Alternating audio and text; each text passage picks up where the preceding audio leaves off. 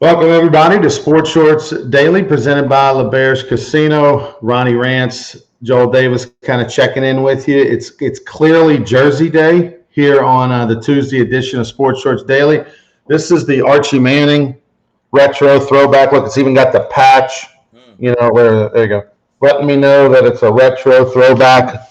I do have a secret about this jersey. And then you've got the Boston College Doug Floutie, coach. Wow. Do you remember where you were, by the way, when Doug Floutie threw the Hail Mary? Like, do you remember watching it?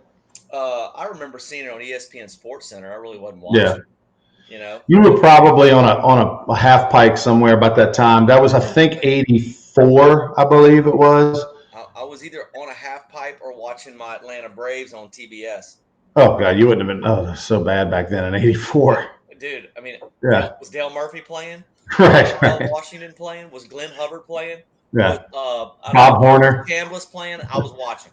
But I remember I was in Philadelphia, Mississippi. Okay, I was with a cousin at their stepdad's family's place for whatever reason. It was like my parents shipped me off after Thanksgiving for a couple of days to probably get a break from me, and I went with them. And I remember being bored to death in Philadelphia, Mississippi. But I remember sitting at like a little kitchen table and watching it on a small TV. Might even been a black and white. Who knows? A little TV in the kitchen. Yeah, I mean, like a little, but a 10, 12 inch, something like that, right?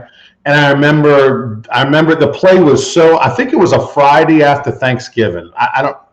And again, I haven't Googled this, and I should if I'm going to go on about it. But I think it definitely was like the day after, the 2 days after Thanksgiving. And I remember just being like, my mouth was like, it was the most unbelievable play, the Hail Mary to beat Miami. That little dude threw that ball so far. Yeah, I mean, he's all up 5'9". Flutie Flakes, baby. Did you ever try Fruity? I never tried them. No, I mean, I know you were busy eating Life cereal. That's right. 100%. But I definitely wasn't eating the Flutie Flakes. All right, so we'll start a little Sports Shorts Daily. He's Joel Davis. I'm Ronnie Rantz. Of course, you can check us out this Saturday morning. We'll be bright and early, 8 to 9:30 at All-Star Lanes in Baton Rouge. As well, we'll do the Sports Shorts this week, presented by L'Auberge Casino. Got the jersey on, and I have a story for you, Joel. So, as you know, there's two things. There's a lot of things you know about me, but one of the things you know is that, one, I'm really not a jersey guy. I mean, you're probably surprised to see me in the Archie. I will admit it is a Chinese jersey. It's not an official one. Like, it's like $50 online or whatever. It's probably handmade by 3-5-year-olds. But anyway, and eBay version. Don't eat the lead chips. But so I'm gonna say that I'm not a jersey guy. And the other thing you know about me is I like to gamble a little bit on football. Okay, all right. So yesterday on Sports Shorts Daily, for those that did not watch, Tommy Krysan was the guest on Sports Shorts Daily. He was over at Tremonti's Meat and Seafood, and Tommy, at the end of the show, we did predictions on the Monday Night Football game, and the Saints were a 6.5-point favorite. And TK said, "Take the Saints to -6.5 at the Dome. 750 fans in the Dome. I think Drew Brees, Monday Night Football. Go ahead, take the Saints -6.5. All right, so that was it. I said, buy the 0.5 point and take the San Diego Chargers +7. San Diego Chargers plus the Saints, and this is I took your line. The Saints have made a living in the Sean Payton era of making rookie quarterbacks and free agent quarterbacks and guys are making their first or second start, making them look like Pro Bowlers and Hall of Famers. And the Saints did their best in the first half. I blame the San Diego Chargers for not winning a game in the second half. They went ultra conservative defensively as well as offensively. Okay. Right. You got to give some Saints credit on defense. They made some plays in the second half. But go ahead. So, I made the prediction on Sports Shorts Daily to go Saints by the 0.5 point, get that +7, and just sit back. I mean, worst case scenario, you're going to push. The Saints win maybe by 7. That's worst case scenario. But I got busy during the day, and things happened, and we got the Louisiana Sports Hall of Fame golf tournament coming up next week, and so I had a lot of things going on with that. And next thing you know, it's game time, and I'm watching it at Greystone, right in my neighborhood at the country club, and I forgot to make a bet. I didn't make a bet. Okay. I mean, and so I'm watching the game and the Chargers go up 20-3 in the game. And I'm watching the first half. I'm watching this game. And in my mind, the Drew Brees era was over in New Orleans. I mean, and listen, we all can play Tuesday morning quarterback now, but 5 minutes to go in the second quarter, we were wanting Jameis Winston. We thought the season was done, and we thought Drew Brees was done. Am I right? Oh yeah, he looked horrible. He looked done. Okay, he looked like an old man, and it had gone off the cliff. Like overnight. And I did something I don't ever do. What'd you do? I went live bet online. Oh my God, dude! You the issue.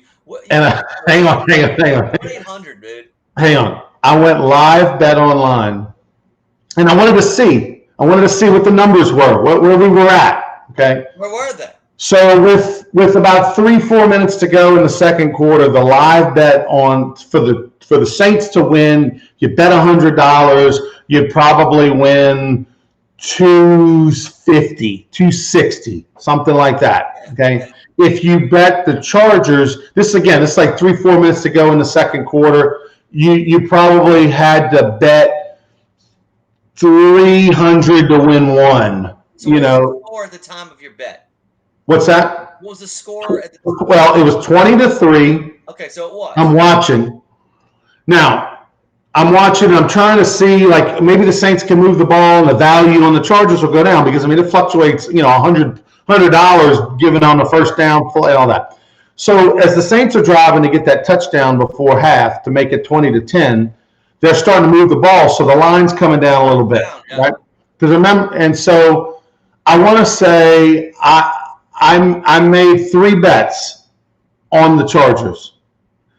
I made one at minus like 194, so you had to lay 194 to win 100. I had another around 165, and I had another at like 159. Okay. So right before half, I'm giving up on the Saints.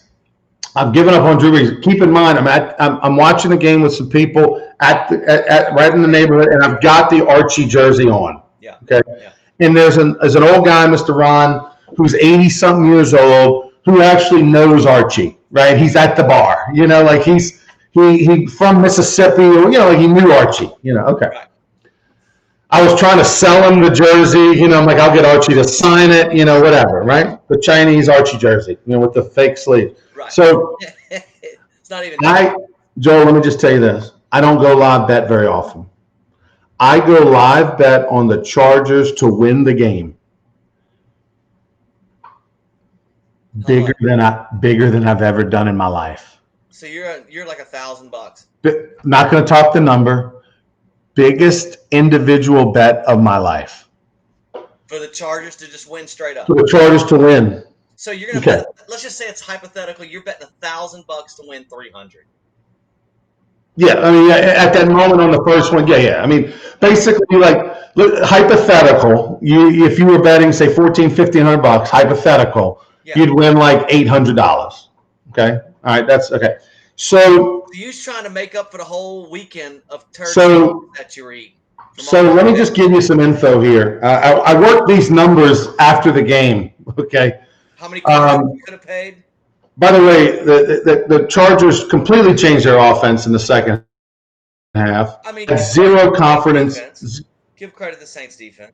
They had zero confidence in Herbert. They thought they were going to be able to milk the clock and just never throw it again and run the ball and get out of there with a win. They went Parkview Baptist 2005 conservative with their offense. I mean, it was unbelievable. I mean, I get it, but I also think the Saints defense played much better in the second half. I think they did, but they also, I mean, they ran a high school offense. Pressure on Herbert. Okay. They didn't make Herbert. They got Herbert uncomfortable. And defensively, they didn't blitz and do the things they did in the first half. They went conservative on defense. Okay, let me give you some info here. This is some numbers that I worked up after the game, okay, because I was naturally distraught.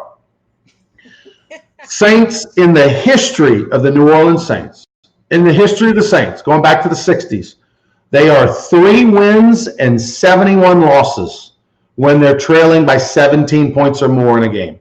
Okay? Let that sink in. If you do the math, the Menard High School math in Alexandria, 4.2% winning percentage. Okay? Yeah. All right. Yeah. Odds in your favor. Yeah. Okay.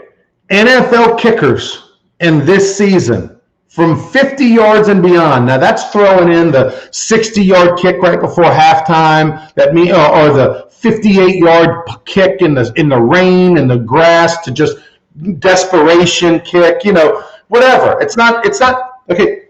We're talking everybody in the Houdat Nation was like, he missed the kick. Okay, right. And you're like, ah! We got so it's unbelievable. You're not even a real fan. You're the worst type of fan. So in this year, in 2020, NFL kickers from 50 and beyond, okay, 62% make. I'm about to say 60%. And here's the deal. I'd like to see what that stat is in the dome for opposing kickers, which is probably 80%. Okay, yeah, I put it at a conservative estimation on my part. 50-yard field goal, not 55, not 56.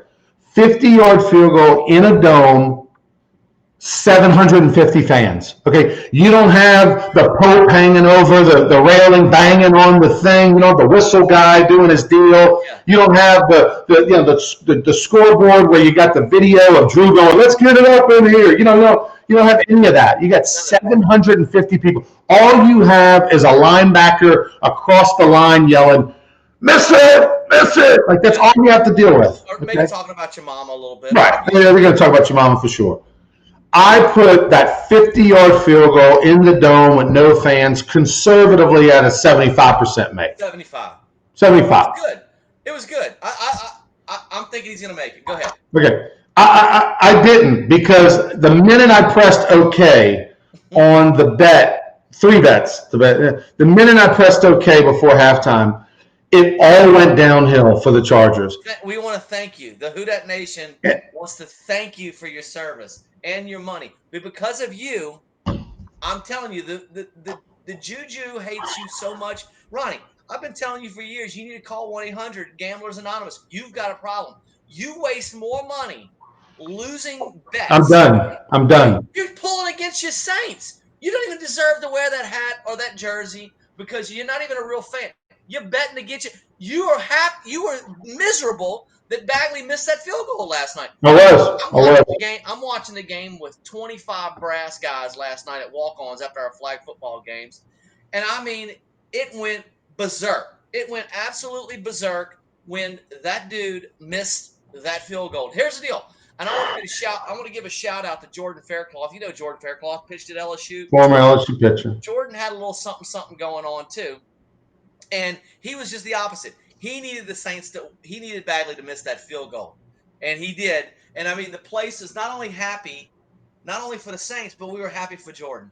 And I'm telling you, man, that was one of the most exciting moments is watching that dude miss that field goal. And then the Saints still tried to mess it up. But anyway, I regress. I feel bad for you, dude. But I mean, it's typical, Ronnie. You've lost. You've probably lost over a year's worth of salary with your nonsensicals betting on stupid football games. I'm done. No, you've said that before. No, I am. You know, that's the first sign of an alcoholic. No, I'm done. He keeps saying he's done, but he's never done. You're not done. You're going to be betting. There's a Tennessee game tonight. You're going to be betting on that because you can't. Yeah, yes, you are. Yes, you are. I'm done. I mean, this one hurts to the core. It's a COVID year. We don't have the funds to be really doing it. It was a stupid move. I'm done. You know how every year, Joel, I got a threshold. I got a certain amount of money I'm willing to gamble through the football season. Expecting it to lose, hoping it doesn't, but expecting to lose and being okay with it. This year, of course, that threshold's a lot less. You're in week 5, bro. I'm already out. Listen. I gotta. Let's go back. I know now we can all, but like 5 minutes to go in the second quarter. Yesterday, I know you're at brass and you're drinking and things get a little weird, but honestly, the Saints were done. Yes, they did. because I'd watched the Detroit game the week before. They were down by 14 to Detroit, and then they came back and beat their ass. By the way, he missed the extra point. Good. He missed an extra point and a field goal. But that was early in the game, Ron. So why did you have belief that he'd kick a 50-yarder? See, I didn't. Oh no, I wasn't sure. Like everybody else thought was like, oh, congratulations, you won, it's over. I'm like, not so fast, my friend. And. But why would you do that bet when every time somebody misses an extra point in the game, it usually comes back to haunt them? So that was your sign not to make the bet, and you. I'm just a very emotional gambler. I'm a very emotional gambler, Joel, and you had it in the bag. No, you thought you had it in the bag. I thought it was a lock. Yeah, you saw a turd sandwich of a Saints game early. You saw Drew Brees had completely declined into he had morphed into your grandpa in like a matter of 24 hours or 6 days, and you took advantage. You were thinking you were taking advantage of it. I do want to apologize to. I want to apologize to Drew Brees, and I want to apologize to Sean Payton. Focus today. You're probably not able to make any money today in any of your revenue streams because you're not yourself today. Because all you can think about is the $1,500 that you lost last night. Hypothetical. All the other money, huh? Hypothetical. It's $1,500. I know you. It's about $1,500 because that's the number you hypothetically said that you were going to gamble to win 800. You were going to win 800 to win back to 800. You probably lost on other games. So not only did you lose the 1,500, you probably lost the entire weekend. That's why you did the bet, because you're like, wait, this is an opportunity for me to make up for the major losses I had this past weekend. So then you double lost. You probably lost $2,500 this weekend. By the way, a gambler on FanDuel put up $1.2 million before the game on the Saints and won like $450. $1.2 million and win like $450. How great was that party? Oh, it's unbelievable. I mean, at 5 minutes to go in the second half, they're looking for the nearest building, and they wound up winning that game. Wow. I just want a story, Joel. I just want one story. I just want one story. Why don't you make a bigger bet? No, I'm done. Go all in. I'm done. Do your Ram Charger or your Ram truck. Like bet that. Bet your house. Like put it all on the line, bro. Like put it all on black. Just put it in there and see what happens. I will do this. I will never, ever, ever, no matter how dark it gets, I will never bet against the Saints again. Well, I'm not betting again this year. I'm out for this year. But I'm saying. I'll take a bet with you right now, and I don't like to bet because I don't like to lose money because I like my money. I'll bet you right now that's a lie. You're gonna bet on the Saints. Babe, how much can I bet? Guaranteed win. $100. She said $100 because she knows you do. I'll bet you $100, and this can be a 3-year process. Put it on right now. In the next 3 years, you will absolutely bet against the Saints or on the Saints in some capacity. Oof. And you take the bet. Bet against the Saints? In any capacity. I'll take that bet. I'll take that bet. So $100. But see, now you're gonna lie to me. I don't know. No, I don't lie. Look, I didn't have to come on here and humiliate myself. I chose to. I'm thinking it's a little bit cathartic. I'm hoping that there's some therapy that helps me here. There's a couple things I don't cheat on, and one is that I don't say if I won or lost, and I don't lie about my gambling on games and football games. And two, I don't cheat on the golf course. I don't do that. That's a lie. That's not true. I mean, I am the most honest golfer out there. I give you the real score, the real lie, the real everything. I'm not no gimmies. I don't pick it up. You have the best foot wedge in the bag. No, that's ridiculous. Come on, dude. All right, check out Joel and I, Sports Shorts Radio this Saturday morning from 8 to 9:30. We'll be at All Star Lanes. We'll be talking some LSU football as they play at 2:30 in the swamp in front of potentially 80,000 fans. They're going to completely open it up, so that's going to be interesting. All right, I've got to take a little break. I'll see you on Saturday. Can I just say one thing before we go? Yeah. How's that KJ Costello first round pick working out for you? Yeah, we'll talk about that Saturday. Gotcha.